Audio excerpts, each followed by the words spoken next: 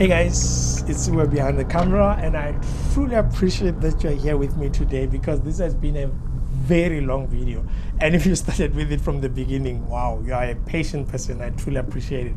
It was also challenging for me to actually get this out because I shot it at 2 locations, but otherwise it's here now, and I truly appreciate that we are together.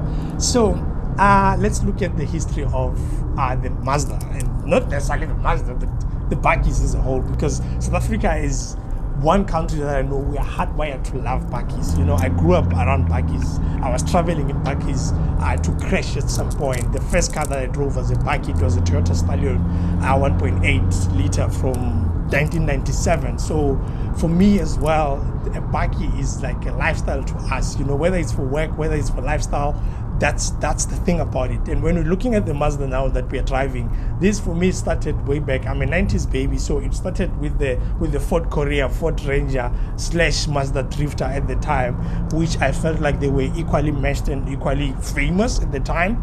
Until then, the nameplate changed to the Mazda BT-50, which I feel like it's always been living under the shadow of the Ford Ranger. Ranger is making a killing, numbers are not lying, and the BT-50 for me was not necessarily doing enough. Now then the question comes in, because then now it's no longer based on the Ford. This is an Isuzu under the skin. From the engine all the way to the chassis, everything is an Isuzu, right? Whether it's a 1.9 or the 3 liter, it's an Isuzu. The difference then is just the styling on the outside, and then it's bashed, it's rebashed as a Mazda, of course.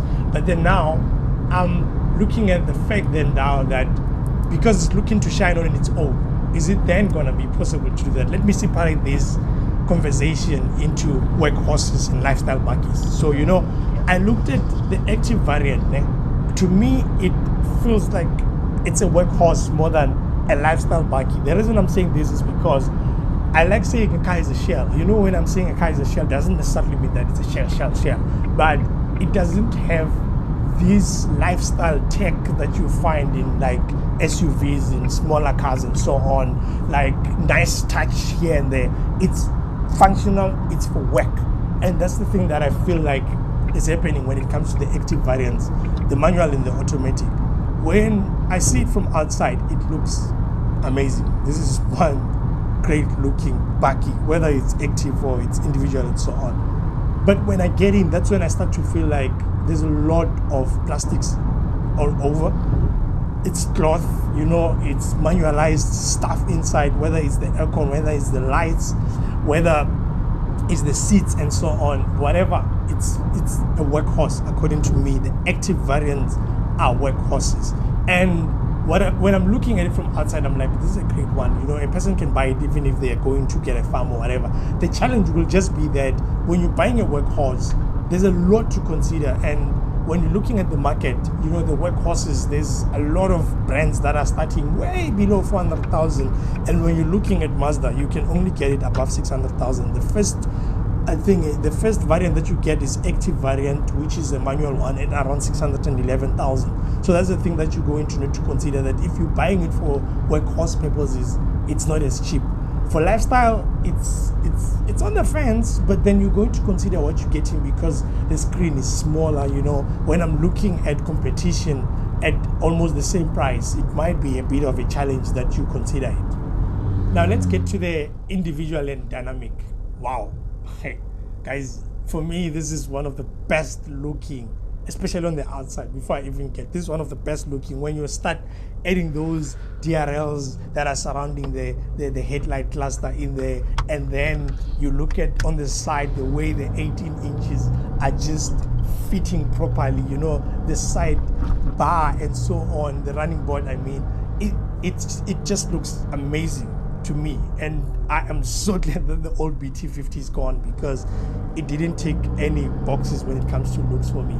So now when you get inside, you realize that this is more of a lifestyle bakkie because you get like a bigger screen, the 9-inch, you know, automated lights, automated wipers, you know, you get lumbar support for the seats, and you know, there's cloth coverings on the doors, you know, there's leather, that you start to see a lot of leather in it. The only drawback for me is just that it doesn't have leather seats, whether you get individual or you get dynamic, you might have to do that aftermarket, or you might ask Mazda to do it for you. I don't know if they can do it for you, but that's one thing that might be a challenge. But otherwise, as a lifestyle kind of a buggy, this is one that I know that you can live with. Now, looking at it, because I only drove the 3-liter in this case, but how does it drive for you to live with it on a lifestyle basis? You know, I call this a sheep in a wolf skin, because when I'm looking at it, you know, it's like it doesn't intimidate you that much when you're looking at it. Even if I see it from the rear view mirror, I was like, I'll be like, wow, this is a very great looking vehicle. But the moment you turn on the engine, you can feel that this is a truck. This is like, it doesn't say to you that it's a car in whatsoever. It's a truck. It's hard. It's the sound, the grrr, you can feel it. That's how it feels when you start it and when you get on the road with it, you know.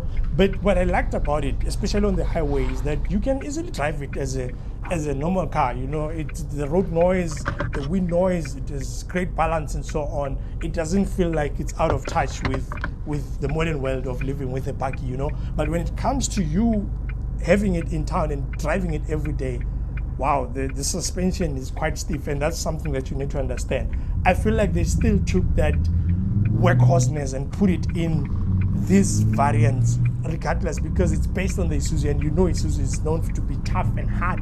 So that's why then it feels like that. For me, it's, you know, if you've driven the P-Series and the Amarok before, you'll understand that you can still get a car out of a buggy. And this is one buggy that I feel you get a lot more of. I need to work than I need to just be with you on the road, you know, cruise around the town and so on each and every day. You're gonna need some getting used to when it comes to driving around town and living with it as a lifestyle bike each and every day. But I guess if you buy it and get used to it, maybe it will be okay for you. So that's one thing that I can't just discredit entirely. So now let's look at the competition. You know, there's quite a lot when it comes to this. And in this, let me just look at the Ford, the Toyota, and the Nissan. I don't want to include the P-Series, you know, the P-Series, man. It's an outlier. It's an outlier when it comes to the pricing, and it's going to be like, it's going to defeat the purpose of the comparison.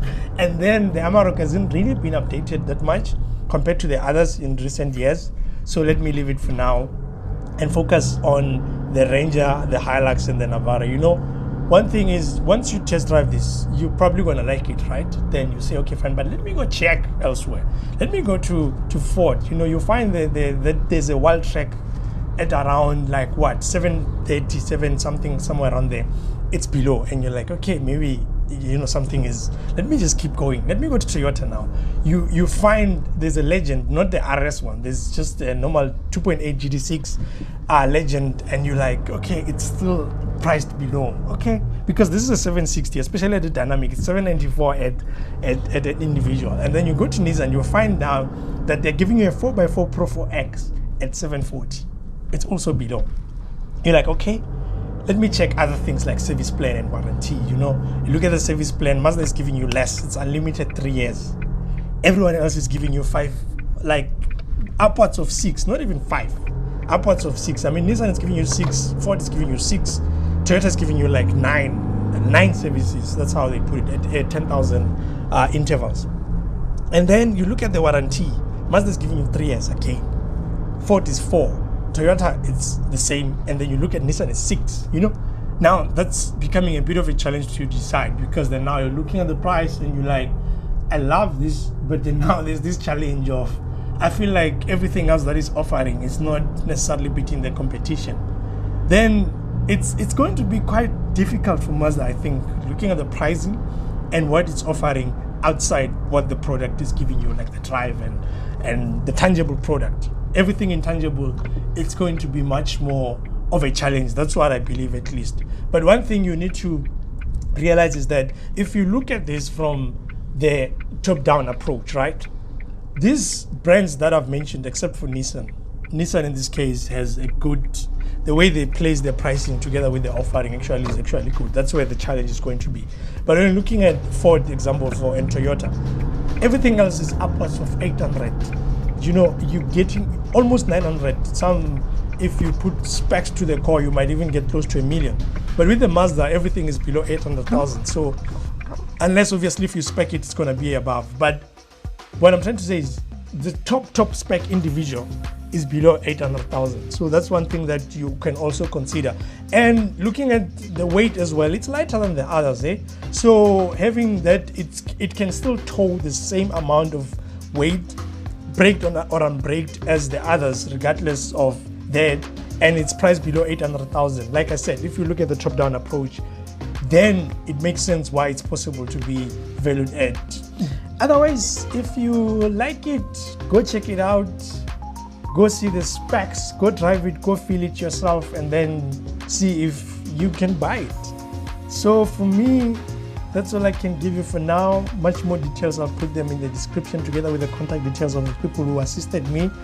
Otherwise, thank you very much for watching. I appreciate it, and I am out.